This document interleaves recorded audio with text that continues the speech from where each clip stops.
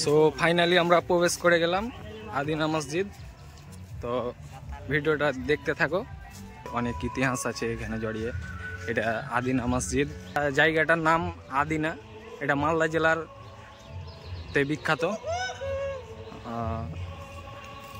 আর এই পাশটা দেখতে পাচ্ছ, আর এই কারুকার্যগুলো দেখতে পাচ্ছ, অসাধারণ একটা কারুকার্য। আর এখানে একটা লেখা আছে ফুল পাতা তোলা নিষিদ্ধ। আর এটার মূল গেট হচ্ছে এটা, দেখতে পাচ্ছ। আর তোমরাই আগে প্রবেশ করবা, তো যাও।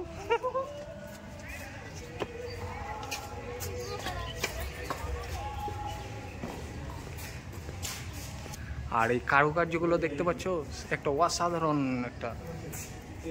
আর এটাই ছিল মূলত এই আদিনার রাজার এটা সিংহাসন।